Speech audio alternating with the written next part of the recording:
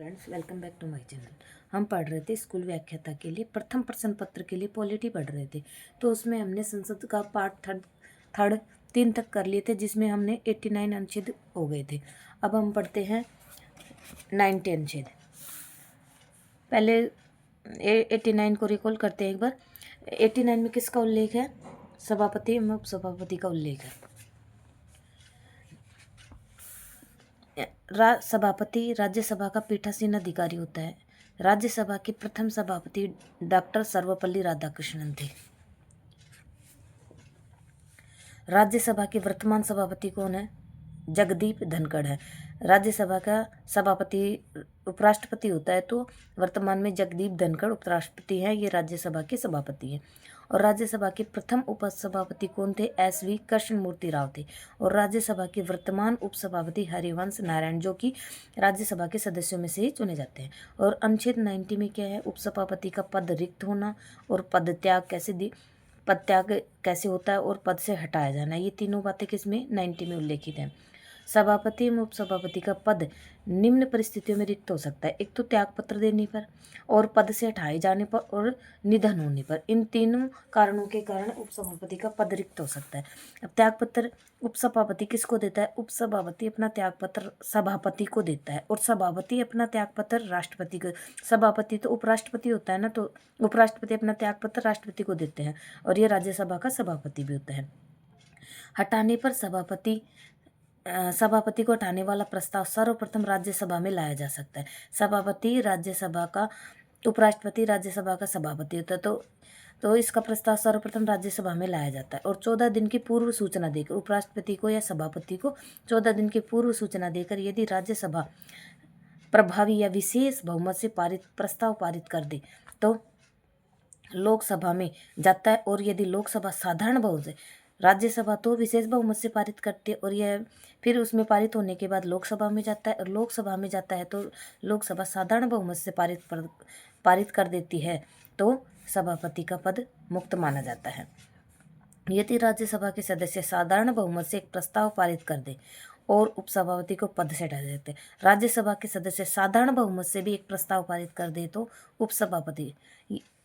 सभापति को तो विशेष बहुमत से प्रस्ताव पारित करके हटाया जाता है, लेकिन उपसभापति को हटाने के लिए राज्यसभा के सदस्य साधारण, इस बात पर गौर करने लायक है कि राज्यसभा के सदस्य साधारण बहुमत से उपसभापति को पद से हटाया जा सकता है, और सभापति को राज्यसभा प्रभावी विशेष बहुमत पारित कर दे तो सभापति को हटाया जाता है। और दोनों के लिए ही 14 दिन की पूर्व सूचना देकर हटाया जाए, क्योंकि पहले इनको अगर कोई कारण होता है, किसी कारण से हटाया जाता है, तो उनको पहले बताया जाता है कि आपके लिए प्रस्ताव लाया जा रहा है।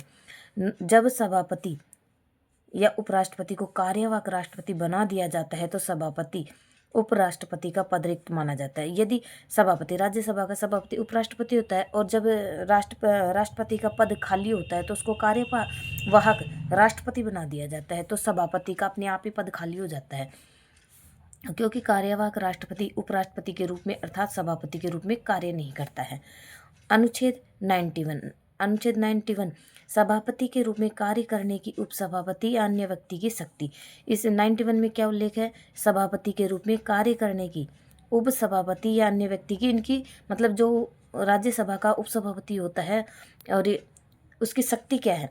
सभापति का पद रिक्त होने पर उपसभापति अगर सभापति का पद रिक्त हो जाए, तो जैसे कि ऊपर दिया गया है कि भाई वो कार्यवाहक राष्ट्रपति का पद धारण कर लेता है, तो वह उसका पद रिक्त हो जाता है, तो उसकी अनुपस्थिति में उसका कार्यभार कौन संभालेगा? तो उपसभापति संभालेगा। यदि सभापति उपसभापति दोनों का ही पद रिक्त हो जाए तो राष्ट्रपति द्वारा नियुक्त व्यक्ति कार्यभार संभालेगा। राज्यसभा के सदस्यों में से ही राष्ट्रपति नियुक्त करता है। जब सभापति और उपसभापति दोनों का पद रिक्त हो जाए तो राष्ट्रपति के द्वारा राज्यसभा के सदस्यों में से एक व्यक्ति को चुना जाएगा, नियुक्त किया जाएगा, चुना नहीं जाएगा, नियुक्त व्यक्ति कार्यभार संभालेगा। और राज्यसभा की बैठक से सभापति अनुपस्थित रहता है तो उपसभापति अध्यक्षता करता है। यही सभापति अनुपस्थित रहेगा तो बैठक की अध्यक्षता कौन करेगा? उपसभापति करेगा। और यदि बैठक में सभापति उपसभापति दोनों ही अनुपस्थित हैं तो ऐसा व्यक्ति जो राज्यसभा की प्रक्रिया यानी राज्यसभा की प्रक्रिया के जो नियम होते हैं उनके द्वारा अवधारित किया जाए, यदि ऐसा व्यक्ति उपस्थित और वो व्यक्ति भी उपस्थित नहीं हो तो ऐसा अन्य व्यक्ति जो राज्यसभा में अवधारित किया जाए सभापति के रूप में कार्य करेगा। अब अनुच्छेद 92 में क्या है? जब सभापति एवं उपसभापति को पद से हटाने का कोई संकल्प विचाराधीन है तब उसका पीठासीन न होना। जब 92 में क्या है? जब सभापति है उनके लिए जब कोई प्रस्ताव लाया जाता है उनको पद से हटाने के लिए तब उसका पीठासीन न होना।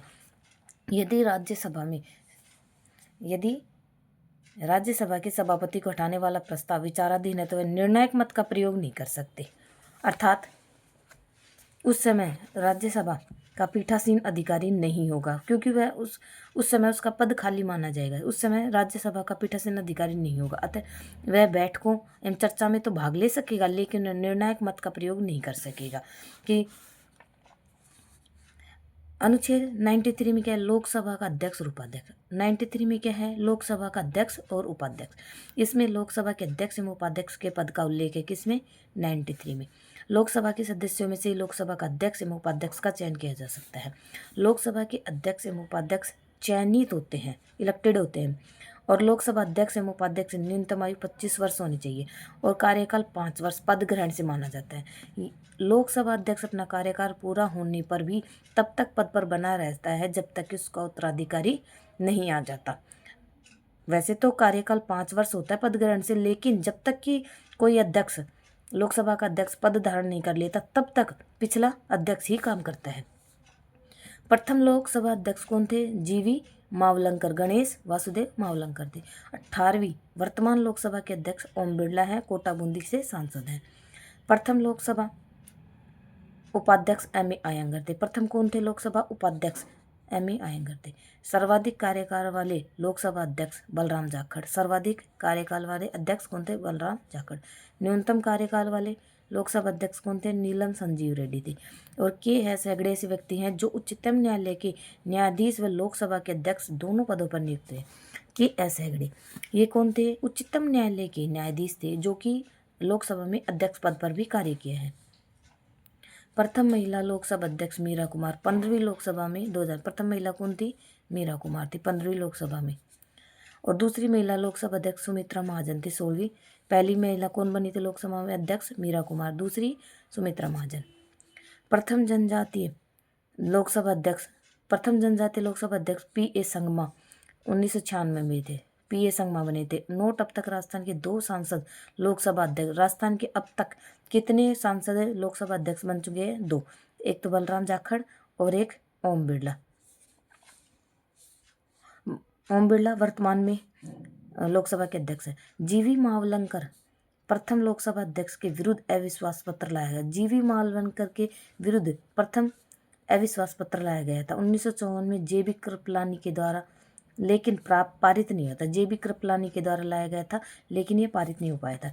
निम्न व्यक्ति लगातार 2 बार लोकसभा के अध्यक्ष बने, एक तो A.M. अयंगर और G.S. ढिल्लोन। बलराम जाखड़, G.S. बालयोगी और ओम बिरला। लोकसभा अध्यक्ष लोकसभा का पीठासीन अधिकारी होता है। लोकसभा अध्यक्ष एवं उपाध्यक्ष इस पद की शपथ न लेकर केवल सांसद के रूप में सदस्य, क्योंकि वे लोकसभा के सदस्यों में से चुने जाते हैं तो शपथ पहले ही ले चुके होते हैं, उनको दोबारा शपथ लेने की आवश्यकता नहीं होती, अर्थात वह अध्यक्ष एवं उपाध्यक्ष के रूप में शपथ नहीं लेते। लोकसभा अध्यक्ष के चयन की तिथि राष्ट्रपति द्वारा निर्धारित की, कि वे लोकसभा का अध्यक्ष कब चुना जाएगा उनकी तिथि राष्ट्रपति के द्वारा निर्धारित की जाती है। लोकसभा के अध्यक्ष की चयन की तिथि लोकसभा अध्यक्ष के द्वारा निर्धारित की जाएगी।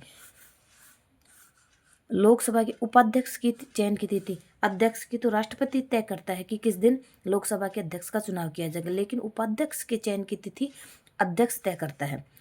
और लोकसभा अध्यक्ष के कार्य क्या क्या? लोकसभा की कार्यवाही को संचालित करना, संचालन के नियम एवं विधियां कौन बनाता है? लोकसभा अध्यक्ष बनाता है। कोई विधेयक धन विधेयक है या नहीं इसका निर्णय लोकसभा का अध्यक्ष ही करता है। और लोकसभा के सदस्यों को दल बदल के आधार पर अयोग्य लोकसभा अध्यक्ष ही करता है।